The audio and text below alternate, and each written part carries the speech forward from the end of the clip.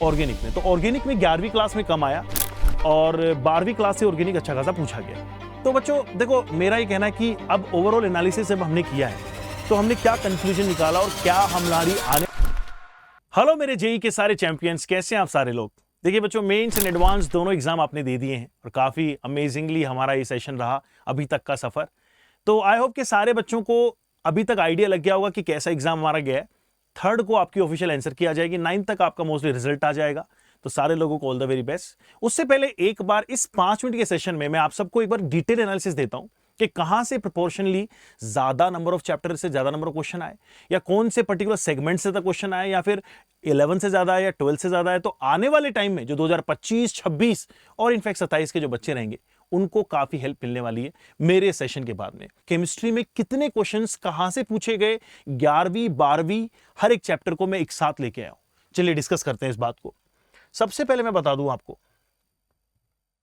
यहां पे क्लास 12 में से 17 क्वेश्चंस आए, वेटेज 49% रहा।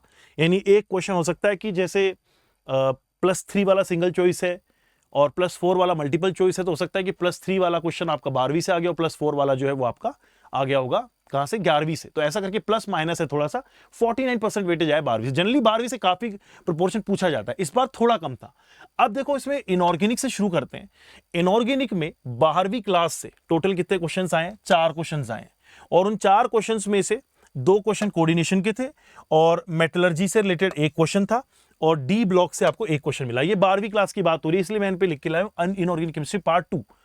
इसी तरह से 4 में से वेटेज की बात करेंगे आप तो 13 मार्क्स कैरी करते थे 4 क्वेश्चन। 6 मार्क्स के 2 क्वेश्चन थे, डेफिनेटली सिंगल चॉइस या फिर मैथ द कॉलम से रहा हो, और 4 मार्क्स का था आपका ये मे बी मल्टीपल चॉइस रहा हो, और ये 3 मार्क्स का था। तो परसेंटेज आप देखोगे तो कुछ इस तरह से डिस्ट्रीब्यूटेड है। ये टोटल परसेंटेज आप काउंट करेंगे तो टोटल परसेंटेज जो आपका आएगा ये इनऑर्गेनिक का परसेंटेज है। अब आ जाओ केमिस्ट्री ऑर्गेनिक की बात करूं तो ऑर्गेनिक में मेरे को लगा अच्छे खासे नंबर ऑफ क्वेश्चंस आए थे। ऑर्गेनिक में आप देख भी सकते हो कि यार यहां पे से 4 क्वेश्चन है, डबल क्वेश्चन 8वीं क्लास से पूछे गए, मतलब 12वीं क्लास से डबल क्वेश्चंस आए हैं। ऑर्गेनिक में 8 क्वेश्चंस आए, 17 क्वेश्चन टोटल पूछे गए। 8 मतलब आप सोच रहे हो कि फिजिकल और ऑर्गेनिक मिला के जो है 50% से कम है। 50% से ज्यादा कौन है, 50% के आसपास कौन है यहाँ पे, ऑर्गेनिक केमिस्ट्री है। Phenol, amines, alkyl halide, biomolecule, ether, इनसे सवाल काफी हद तक पूछे गए। देखिए ये वैसे तो सवाल काफी मिक्स्ड आते हैं, पूरे जो ऑर्गेनिक केमिस्ट्री है उसमें सवाल जो होते हैं बच्चों मिक्स्ड होते हैं। और मिक्स्ड सवाल का मतलब ये होता है कि कोई एक पर्टिकुलर कॉन्सेप्ट एक जगह नहीं लग रहा है, मल्टीपल कॉन्सेप्ट इन्वॉल्व है। जैसे हाइड्रोकार्बन की एक रिएक्शन यूज हो रही है, उसी के अंदर अल्डिहाइड कीटोन की प्रिपरेशन यूज हो गई, उसी के अंदर बनने के बाद में अल्डिहाइड कीटोन की केमिकल रिएक्शन यूज हो गई। तो ये वो चैप्टर्स हैं जो कि फ्रीक्वेंटली पूछे जा रहे थे और इस बार का डिस्ट्रीब्यूशन ये बोलता है। लास्टली फिजिकल केमिस्ट्री की बात करें, फिजिकल केमिस्ट्री के अंदर देखिए इसमें मैं एक और बात पॉइंट डालूंगा कि बायोमोलिक्यूल से जनरली कार्बोहाइड्रेट, अमीनो एसिड्स और आपके जो न्यूक्लिक एसिड्स हैं उन पे क्वेश्चन आते हैं। इस बार का क्वेश्चन काफी अच्छा लगा मुझे, लेकिन जिस बच्चे को ये आइडिया था कि डीएनए आरएनए की स्ट्रक्चर क्या होती है, डबल स्ट्रैंड और सिंगल स्ट्रैंड क्या होता है, और बाकी सारी डिटेलिंग क्वेश्चन के अंदर ही दी हुई थी रिलेटेड टू द स्ट्रक्चर। इसी तरह से एक एक्सपार्टेम पे क्वेश्चन आया। तो मोर और लेस आप कह सकते हो कि सर अच्छे खासे क्वेश्चंस बायोमोलिक्यूल से इस बार पूछे गए। और क्योंकि देखो आप टोटल अगर मेरे पास में 17 क्वेश्चन हैं, 17 दूनी 34, अगर उसमें से 2 क्वेश्चन इसमें से आ रहे हैं, जबकि 34 से भी ज्यादा नंबर ऑफ चैप्टर होते हैं केमिस्ट्री अलोन के अंदर, तो बायोमोलिक्यूल को इस बार प्रायोरिटी दी गई है। पिछले सालों में भी बायोमोलिक्यूल हर साल कुछ ना कुछ पूछा जाता है, लेकिन जस्ट बिकॉज के हम लोग इग्नोर कर देते हैं बायोमोलिक्यूल पॉलीमर जैसे बड़े चैप्टर को, हमें दिक्कतें आती है। यहां पे देखो फिजिकल की बात करूं, काइनेटिक्स से एक सवाल उड़ा, इलेक्ट्रो से आते आते सॉलिड से एक आया, बहुत ईजी क्वेश्चन था। इनफैक्ट वो सॉलिड स्टेट से भी नहीं, मैं तो बोलूंगा कि वो मोल कंसेप्ट का ही क्वेश्चन था, क्योंकि इस तरह से जो चार्जेस हम लोग डिटरमाइन करते हैं, मेटल डेफिशिएंसी का क्वेश्चन आता है, उसमें कुछ नंबर ऑफ आयन जो होते हैं अपनी ऑक्सीडेशन स्टेट बढ़ा लेते हैं, इस तरह का क्वेश्चन आया था। फिर सरफेस केमिस्ट्री पे एक सवाल आया, वो भी बेसिक मोल कंसेप्ट के ऊपर था, नंबर ऑफ एक्टिवेटेड साइट निकालनी थी या फिर कितना मॉलिक्यूल एक पर्टिकुलर साइट पे अटैच हो रहे हैं वो निकालना था। और सॉल्यूशंस पे एक सवाल पूछा गया। तो ऐसा करके मतलब अच्छा खासा प्रोपोर्शन रहा और सिर्फ 5 सवाल टोटल पूछे गए थे कि 5 सवाल आए हैं 17 में से फिजिकल केमिस्ट्री के 12वीं क्लास की अगर मैं बात करूं। 4 सवाल इनऑर्गेनिक के, 8 सवाल ऑर्गेनिक के। मतलब एक चीज तो पता लग गई कि 12वीं क्लास की ऑर्गेनिक हाईली इंपॉर्टेंट है। पॉइंट नोट करते जाना। लास्ट में ये भी क्लियर करूंगा कि कौन कौन से चैप्टर हाईली इंपॉर्टेंट है जिनके बहुत ज्यादा पूछे जाने के चांसेस है आने वाले क्लासेस में। उसके बाद में आ जाओ 11वीं क्लास की बात करो, इनऑर्गेनिक में तो 5 सवाल पूछे गए थे। तो टोटल मिला के कितने सवाल हो गए हमारे पास में? टोटल 34 सवाल के अंदर 4 + 5 9 सवाल पूछे गए किसके? Inorganic chemistry. तो ओवरऑल प्रोपोर्शन ढीला रहा। अगर 9 × 3 करता तो होते 27, लेकिन टोटल क्वेश्चन थे 34, मतलब इनऑर्गेनिक केमिस्ट्री का प्रोपोर्शन थोड़ा सा कम रहा। इस बार इनऑर्गेनिक बहुत कम पूछी गई। बात कर लो इसमें तो केमिकल बॉन्डिंग जिंदाबाद और पी ब्लॉक जिंदाबाद। ऑर्गेनिक केमिस्ट्री 1 का मतलब होता है हाइड्रोकार्बन और जीओसी। हाइड्रोकार्बन में से 3 सवाल हमारे टच हुए। ऑर्गेनिक के कुछ रिएक्शंस इस तरह से दिए हुए थे जिसमें काफी सारे रिएजेंट दिए हुए थे। अल्काइन दिया हुआ था, PDBSO4 लिंगलार कैटलिस्ट दिया हुआ था। तो सवाल काफी हद तक दिखाई दिए। उसके अलावा कुछ मिक्स्ड क्वेश्चंस थे जिसमें एक पर्टिकुलर सेगमेंट में आपको हाइड्रोकार्बन दिया हुआ है, उसके अलावा किसी दूसरे सेगमेंट के अंदर कुछ और फर्दर चैप्टर क्रिएशन दिए हुए हैं। तो ये जीओसी से भी क्वेश्चंस हमें दिखाई दिए, इसके भी क्वेश्चन दिखाई दिए। एक सवाल था जीओसी का, और टोटल मिला के कह सकते हैं सिर्फ 11% ही कंट्रीब्यूट किया ऑर्गेनिक ने। तो ऑर्गेनिक में 11वीं क्लास में कम आया और 12वीं क्लास से ऑर्गेनिक अच्छा खासा पूछा गया। 8 सवाल थे टोटल। फिजिकल में बात करें 11वीं क्लास के फिजिकल में तो देखो thermo, equilibrium, mole concept, states of matter, atomic, इन सब से सवाल दिखाई दिए। ज्यादातर सवाल हमें केमिकल आयनिक के दिखाई दिए और केमिकल थर्मोडायनेमिक्स के 3 सवाल दिखाई दिए। बट थे इजी यार, है ना। वर्क डन निकालने का एक सवाल आया था, ग्राफ वाला, वीटी ग्राफ। दूसरा सवाल शायद डेल्टा एच एंथैल्पी निकालने के लिए आया था। चिल था मतलब। तो बच्चों देखो, मेरा ये कहना है कि अब ओवरऑल एनालिसिस जब हमने किया है तो हमने क्या कंक्लूजन निकाला और क्या हमारी आने वाले टाइम के लिए स्ट्रेटेजी होनी चाहिए। इसके लिए मैं आपको एक सजेशन दूंगा। मेरे जितने भी बच्चे आने वाले कुछ समय के लिए प्रिपेयर कर रहे हैं, जो 2025 और 2026 के लिए जो आने वाले टारगेट कर रहे हैं, ठीक है बच्चों, हमारा टारगेट है ये 2000 क्या जेईई एडवांस्ड। इन दोस्तों को क्या करना है, इनको केमिस्ट्री को सबसे ज्यादा ग्रिप बनाने के लिए, केमिस्ट्री को अपना फ्रेंड बनाने के लिए कुछ चैप्टर को बहुत अच्छे से करना पड़ेगा। और उनमें पहले मैं आता हूं फिजिकल के अंदर। बेटा फिजिकल केमिस्ट्री जो होती है ना, उसमें ऐसा कोई जरूरी नहीं है कि थर्मोडायनेमिक्स या इलेक्ट्रोकेमिस्ट्री यही कर जाए तो सारा हो जाएगा। और इनको करने के लिए भी आपके फंडे जो है बेसिक वो स्ट्रांग होने चाहिए। अगर आपका फंडामेंटल स्ट्रांग नहीं है, आपकी नींव अच्छी नहीं है, तो इमारत तो गिरेगी ही गिरेगी। तो इसलिए सबसे अच्छी बात है कि सबसे पहले आप लोग जो है मोल एंड इक्विवेलेंट कॉन्सेप्ट नाम का एक चैप्टर है जिसको हम लोग some basic concepts of chemistry के नाम से पढ़ते हैं, इसके ऊपर अपनी ग्रिप बनाएं। ये बहुत इंपॉर्टेंट चैप्टर है, हाईली इंपॉर्टेंट चैप्टर है। उसके अलावा फिर जब आप ये चैप्टर कर लेते हो, जब आपको molarity, molality, concentration term, number of mole निकालना, ब्ला ब्ला ब्ला सब आ जाए, तब आप उसको अप्लाई कीजिए आगे चल के। किसके अंदर? काफी सारे चैप्टर्स में यूज होगा। इक्विलिब्रियम में ये यूज होता है ना। कंसंट्रेशन वाला पार्ट हर तरफ यूज होता है। मोल का जो एप्लीकेशन है वो आपको थर्मोकेमिस्ट्री में यूज होता है। इतने नंबर ऑफ मोल से इतने नंबर ऑफ मोल मिले तो कितनी एंथैल्पी आपकी वेपोराइजेशन की थी, इसकी थी, सॉल्यूशन की थी, ब्ला ब्ला ब्ला। देन उसके बाद में ये था आपका सबसे बेसिक चैप्टर जो फिजिकल में आपको तैयार करना ही करना है, कोई ऑप्शन नहीं है, ठीक है ना। इनऑर्गेनिक केमिस्ट्री की बात करूं तो इनऑर्गेनिक केमिस्ट्री में जो आपका ऐसा चैप्टर जो कि आपका रीढ़ की हड्डी है, वो आप पीरियोडिक क्लासिफिकेशन पढ़ें। तो पीरियोडिक क्लासिफिकेशन हमारा रीढ़ की हड्डी बनता है ब्लॉक केमिस्ट्री के लिए। DNF block, S block, hydrogen, सबके सब जो है आपके, वो आप इसके बेसिस पे भी क्वेश्चन को सोल्व कर सकते हो अगर आपके बेसिक स्ट्रॉन्ग है। साथ में आप क्या पढ़ेंगे? Chemical bonding. बच्चों ये वो चैप्टर्स हैं जो आपका रीढ़ की हड्डी तैयार करते हैं इनऑर्गेनिक केमिस्ट्री के लिए। आप चाहे किसी भी सेगमेंट में आगे जाके पढ़ें, चाहे आप कोऑर्डिनेशन पढ़ें, कोऑर्डिनेशन में बॉन्डिंग यूज आ जाएगी, चाहे आप चल के ब्लॉक केमिस्ट्री पढ़ें, सारे ब्लॉक्स जितने भी पढ़ेंगे आप, उन सब में यूज हो जाएगा आपका पीरियोडिक टेबल। दोनों चीज कंप्लीट। तीसरा ऑर्गेनिक केमिस्ट्री। बेटा ऑर्गेनिक केमिस्ट्री के अंदर अगर आपको अपनी रीढ़ की हड्डी मजबूत करनी है तो सबसे बेहतरीन चैप्टर आता है जीओसी, जनरल ऑर्गेनिक केमिस्ट्री, जिसके बेसिक्स आपको आने ही चाहिए। आईयूपीएसी का नोमेनक्लेचर आपको आना चाहिए।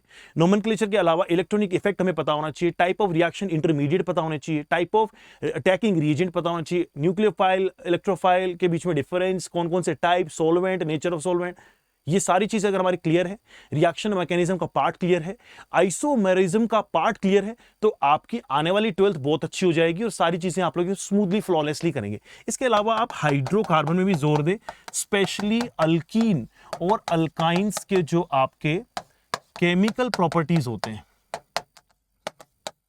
उनसे बहुत क्वेश्चंस आते हैं और वो मेजरली आपसे इसलिए पूछे जाते हैं क्योंकि ये फंडामेंटल रिएक्शंस होती है। जैसे बेंजीन की रिएक्शन पढ़ते हैं तो आगे चल के जितने भी एरोमेटिक कंपाउंड पढ़ेंगे, एनिल पढ़ेंगे, फिनोल पढ़ेंगे, जितने भी आपके पास में ना क्लोरोबेंजीन पढ़ेंगे, सबके अंदर यही रिएक्शंस फिर कंटिन्यूअसली रिपीट होते जाती है। अब आपको सिखाता हूं कि इस पूरे के पूरे सेशन से हमने क्या कंक्लूजन निकाला। हमें क्या लगा कि कौन से चैप्टर बहुत हाईली इंपॉर्टेंट है। 2022-23 की एनालिसिस मेरे दिमाग में है, 2024 की एनालिसिस आपके सामने की है। तो आपको याद ये रखना है कि मोस्ट वेटेज चैप्टर जो रहेंगे आपके, स्पेशली मैं बात कर रहा हूं केमिस्ट्री की, तो मोस्ट वेटेज में आप सबसे पहले अगर बात करते हैं फिजिकल केमिस्ट्री की, तो फिजिकल केमिस्ट्री में सबसे ज्यादा वेट जो कैरी कर रहा है इस बार थर्मो के 3 क्वेश्चन आए।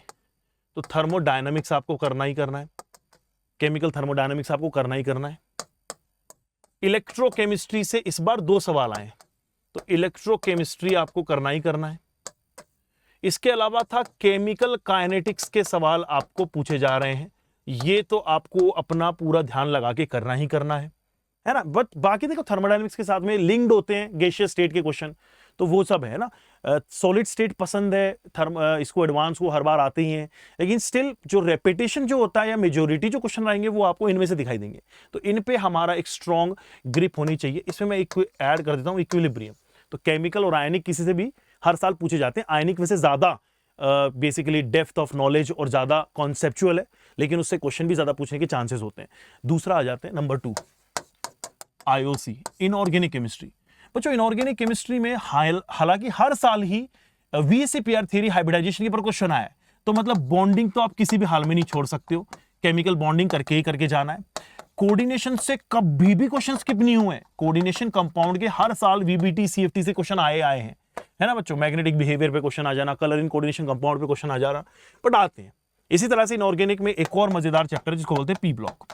सिंस ये सबसे बड़ा लेंदी चैप्टर है, सारे के सारे ब्लॉक्स केमिस्ट्री की बात करें, जबकि इसके अंदर टोटल मिला के 6 ही ग्रुप्स होते हैं, बट स्टिल ये सबसे बड़ा होता है।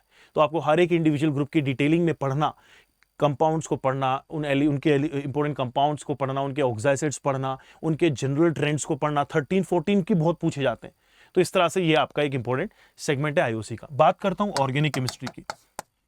बहुत ज्यादा जो हमारे से पूछा जाता है, हर बार ही सवाल जो आते हैं, तो उसमें आप ले सकते हो, अल्कोहल नहीं लेंगे, अल्डिहाइड कीटोन लो। इस बार भी अल्डिहाइड कीटोन कार्बोक्सिलिक पे क्वेश्चन आया।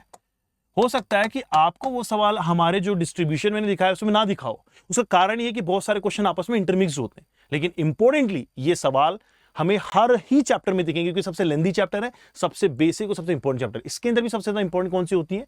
इनके अंदर सबसे इंपॉर्टेंट होती है केमिकल रिएक्शंस जो होती हैं कार्बोनाइल्स की, केमिकल रिएक्शंस जो होती हैं ऑफ कार्बोनिल कंपाउंड्स।